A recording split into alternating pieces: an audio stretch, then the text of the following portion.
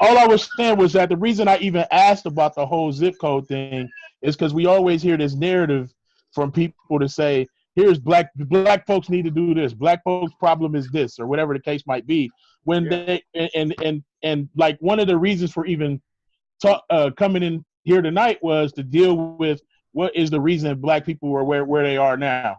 So Why are we the demographic that everybody talks about, even though it's a it's a construct, but it was a created construct, and there has been a result and damage to a certain demographic of people that continues to be perpetuated by whatever the powers that be. Right. What it was in history in history, it was slavery, it was Jim Crow, it was redlining, it was I mean it's an attitude Gas, even, man. gas, but And gas, but the gas. music. Go ahead. If I may, right? Let me show you where I try to be consistent. Mm-hmm. Men need to stop watching porn. It ain't our fault. Absolutely. It was Playboy. It was Hugh Hef. It was Yep. rap music. It was Yep. Game of Thrones. It's all Yep. of that. All of that is the Yep. real reason why we struggle with lust.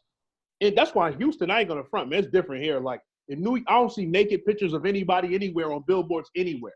Maybe I need to go to a different part of Houston, New York. You see naked ladies drinking Bacardi on the bus at the bus stop, cigarettes, Newport sign. It's just different. All that stuff was pushed on me. It's still my responsibility. Mm-hmm. So it's no different. Like, yeah, all of that stuff was legit pushed on you. Right. But when I read the ancestors have a different narrative than what social justice is pushing today. Hey, boss. Social justice is such a it's become a vehicle that is it's bastardized. It's It's been become a hijacked. whore. It's become a been whore. hijacked. Yeah, It's been hijacked. Yeah, it's a whore. Yep. Go ahead. Hey, boss. What's up, bro? You remember you and I had a conversation, I believe, in private one time, and we were talking about the whole immigrant rush that happened in the 1920s with the potato famine. Well, you had the potato famine of the late 1800s that brought mad Irish cats into New York City. And there was a book. I think so. There was a book written called "When the Irish Were Black," right? Mm. And it talks about how in New York City at one time you had signs that said in restaurants, like in Italian and German run neighborhoods, other European ethnicities, it said no dogs allowed, no Negroes, and no Irish, right? So you're right. Oppression can be whoever you want to oppress is who you gonna oppress. I don't care if they look like you or not. Right. But do you remember when I was telling you how Wall Street got its name? Oh yeah, I remember that. Now Wall Street With was the wall, with the graves and all of that. right. Wall Street was originally built. The wall was built in order to separate Harlem from the business district of Manhattan, basically to separate the Negroes from the white upper class who were doing business on the business district of Manhattan, right? It says, and the study was, and Noam Chomsky actually dealt with this a lot, how the immigrant populations from Europe, as you just stated, I believe a little while ago, within 2 or 3 generations, they became so Americanized that they just seemed to fit into whatever the narrative of the direction of this place is. Whatever it is, they bought in and boom. But they said the African American, in spite of his not because of his lack of striving, but in spite of his striving, still was never able to catch up to individuals and who he'd been here for 200, 300 years longer than. They come here and within a 50-year period, they basically control whole sections of town. They got banks, they got this, that, and the third. They run the labor industry. They got a lock on the trucking, the textiles, but the African American wasn't able to get this. And when the African American in New York was actually feeling the burden of it, riots happened, a whole bunch of black cats died, some white cats died, and then they built the wall. So today, it's interesting that the district of the earth, like besides Hong Kong, Wall Street is basically the symbol of what it means to be American in the context of entrepreneurship, corporate business, and striving for the American dream. And the name itself is a memorial to separating Negroes Negroes on the island of Manhattan Crazy. from the white elite in the business in the downtown business district of the island. So and now, that profound. And now, a black man could pull out his freaking phone and use his Starbucks money to trade on. Right. So I want everything. Right. No. I get it. And that's not opposed to what you're saying. But No, I don't think you're in opposition. You know, I just wanted to ask you, do you think, what would be the, like, if you ever looked at it, right, what are the reasons that historians claim, yo, this is it that the African American wasn't putting forth his greatest effort at the time to do something, or was it he just gave up? I feel you. And here's how I would answer that. I think it's been a bunch of external things against the African American more because we can't assimilate. You can't change your name. I think Joan Collins got a Jewish name. You don't know that. It's not Collins. Ralph Lauren real name is Ralphie Lifshitz from the Bronx. What? Yeah. Ralph Lifshitz is Ralph Lauren. He's from the BX. Okay. But he got olive brown skin. Assimilation. We can't do that.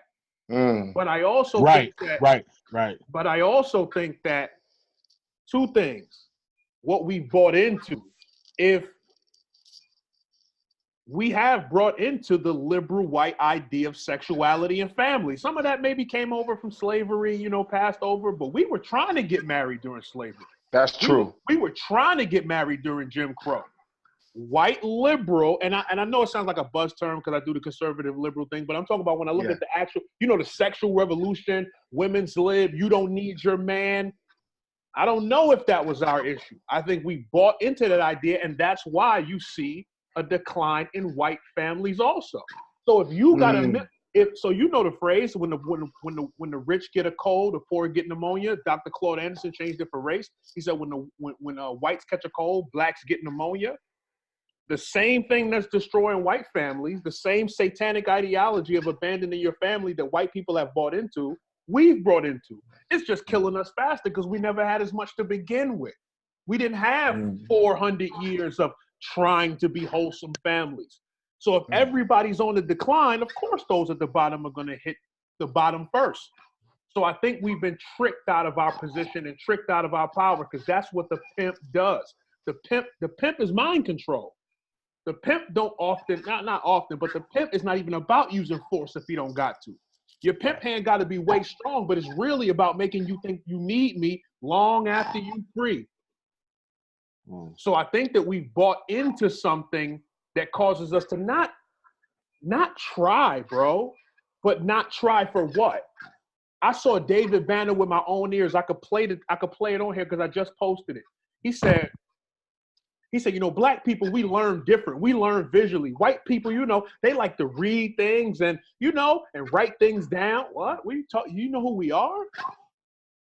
Even that one of the smartest among us thinks that we need pictures to learn because we made hieroglyphics. He thinks reading is for white people.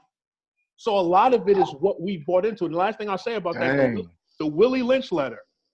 The Willie Lynch letter. I haven't found evidence to believe it's true, but the outworking of it is, I see it. Yeah. If that has any merit, then it actually says we won't have to oppress them.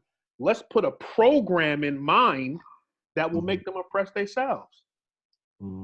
And so if that cycle is still going on, the white people who are sometimes willfully ignorant of our condition, sometimes purposely, sometimes legitimately, they can't understand the Willie Lynch cycle that they just keep watching it happen and it happen and it happen and that. They're like, we didn't do that. Their grandfather did, but we are playing that video game and playing that program out on each other. And now, Voss. Yeah, go ahead. No. I want you to stay in that pocket, and I just want to ask one more question. I don't have nothing else to ask you because I appreciate you giving that kind of depth to the question I asked. Here we go. Do you believe?